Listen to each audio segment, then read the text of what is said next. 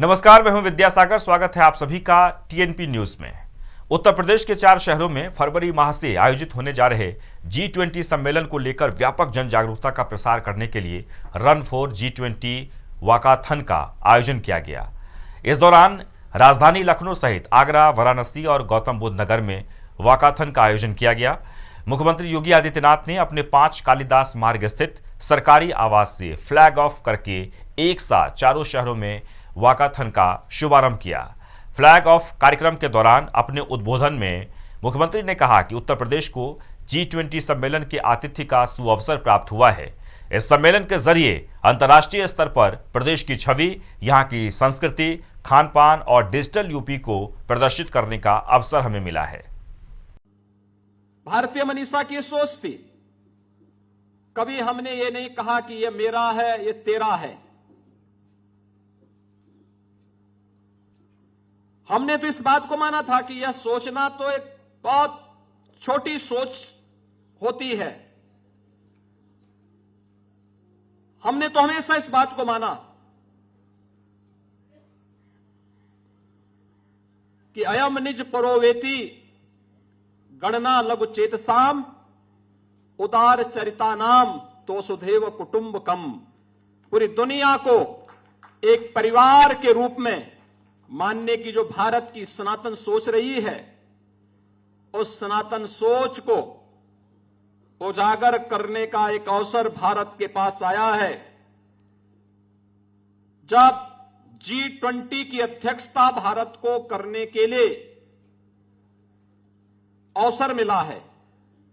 भाइयों बहनों, G20 दुनिया के वे 20 बड़े देश हैं जहां पर दुनिया की 60% से अधिक आबादी निवास कर रही है। दुनिया के 75% से अधिक ट्रेड पर जिनका अधिकार है।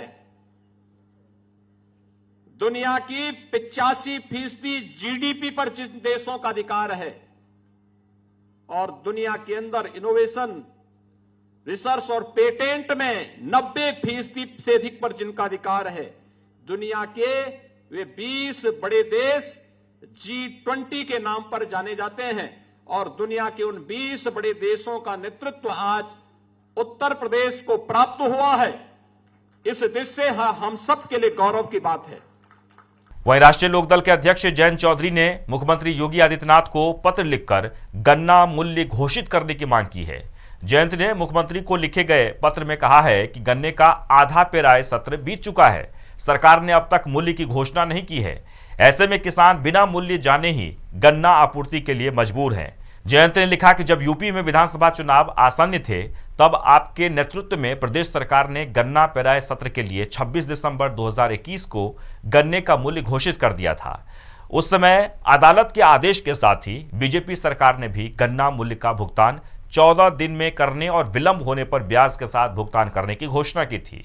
लेकिन किसान के इस मूल अधिकार के प्रति प्रदेश सरकार की प्रतिबद्धता कमजोर प्रतीत हो रही है। वहीं वाराणसी में सोहनलाल आर्य ने विश्व वैदिक सनातन संघ प्रमुख जितेंद्र सिंह बिसेन पर बड़ा हमला बोला है। उन्होंने आरोप लगाते हुए कहा है कि जितेंद्र सिंह बिसेन इंटरफेल हैं। वह 20 साल वरिष्ठ अधिवक्ता हरिशंकर जैन के यहाँ मुंशी रहे हैं। बता दें कि सोहनलाल आर्य ज्ञानवापी श्रृंगार गौरी केस में 4 महिलावादी के पैरोकार हैं। से लगभग 1 साल बीत जाने के बाद ये फ्लैट नहीं बुक कराया गया और नहीं मेरा पैसा वापस किया गया। फ्लैट बुक करवाने या पैसा वापस करने की बात पर गाली गलौज धमकी दिया जाता था। यहाँ तक कि हम फ़ोन भी किया करते थे तो फ़ोन उठाया नहीं करते थे। बहुत बार प्रयास किए, कम से कम 20 बार जो है, जब फ़ोन नहीं उठाया जाता था तो हमने व्हाट्सएप के माध्यम से बार बार प्रयास किए। जो है व्हाट्सएप का पूरा संग्रहण किया हुआ है, हम कोर्ट में पेश करेंगे। वह पूरी का पूरी प्रति माननीय लक्ष्य थाने में दिए, फिर से जो है ACP को दिए, फिर DCP महोदय को दी गई कि सर हमने प्रयास किया और हम हमारे अच्छे मित्रों में से हैं। हम चाहते थे कि ये सब लफड़े में न पड़ें। फिर शुरुआत में मार्च में भी FIR करना चाहते थे हम, 2022 की बात बता रहे हैं। लेकिन उस समय पीक पर चल रहा था ज्ञानवापी आंदोलन। हमारे मीडिया के मित्रों ने ये कहा कि अभी आप हिंदू समाज के काम कर रहे हैं, आपस में आप झगड़ा करेंगे तो हिंदू समाज आहत हो जाएगा और आंदोलन को ठेस पहुंचेगी, तो अभी फिलहाल रुक जाइए। लेकिन रुक गए, लेकिन लगभग 1 साल की हम फ़ोन करना चाहते, फ़ोन भी नहीं उठाते थे। व्हाट्सएप के माध्यम कोई जवाब भी नहीं देते थे। जो है अंत में थक हार करके FIR करना पड़ा और दुखी मन से। और यहां रुकेंगे छोटे से ब्रेक के लिए, तुरंत लौटते हैं।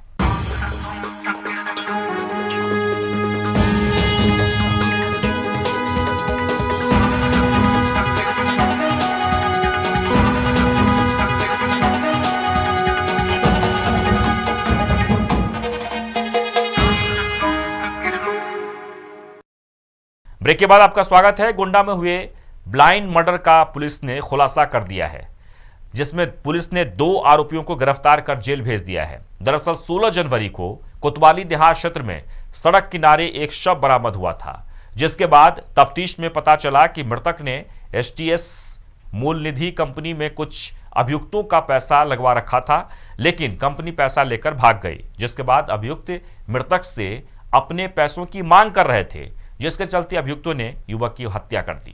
सड़क के किनारे पड़ा हुआ है। इस सूचना पर प्रभारी निरीक्षक कोतवाली देहात के द्वारा शव को कब्जे में लेकर पंचायतनामा पोस्टमार्टम की कार्रवाई की गई थी।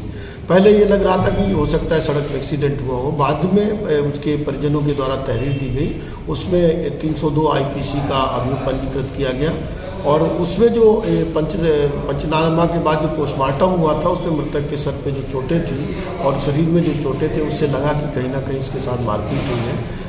पुलिस अधीक्षक महोदय के द्वारा इसमें जनपद की SWAT टीम को भी लगाया गया, सर्विलांस टीम भी लगी। प्रभारी निरीक्षक कोतवाली देहात द्वारा इसमें पूरी जानकारी करने के बाद आज 2 लोगों को गिरफ्तार किया है। एक इमरान नाम है लड़के का और एक दूसरा फरहान है। इन दोनों को गिरफ्तार किया गया। वहीं बरेली से एक दिल दहला देने वाला मामला सामने आया है, जिसमें एक महिला ने अपनी सौतेली बेटी की गला दबाकर हत्या कर दी है।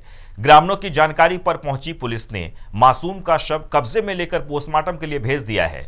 पुलिस ने हत्यारोपी महिला और उसके पति को हिरासत में लेकर पूछताछ शुरू कर दी है।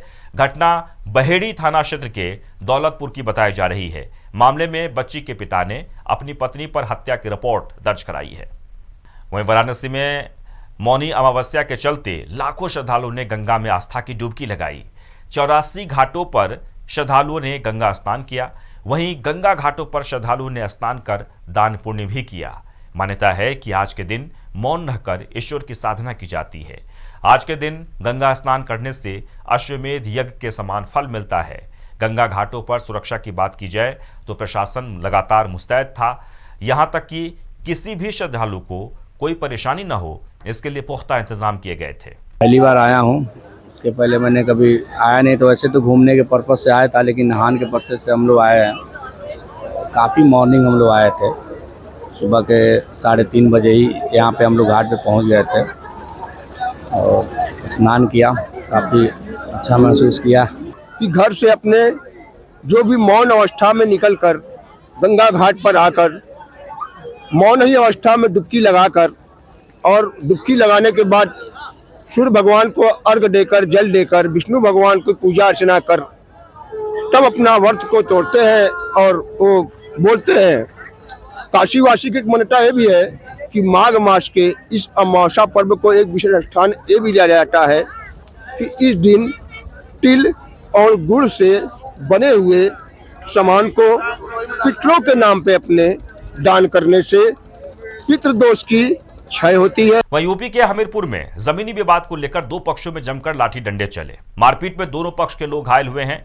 मारपीट का वीडियो सोशल मीडिया पर तेजी से वायरल हो रहा है। मामला हमीरपुर के सेमरपुर थाने इलाके का बताया जा रहा है। और इसी के साथ ही उत्तर प्रदेश के इन खबरों में बस इतना ही, लेकिन लगातार आप TNP न्यूज के साथ बने रहें, क्योंकि TNP न्यूज पर खबरों का सिलसिला लगातार जारी रहेगा। नमस्कार।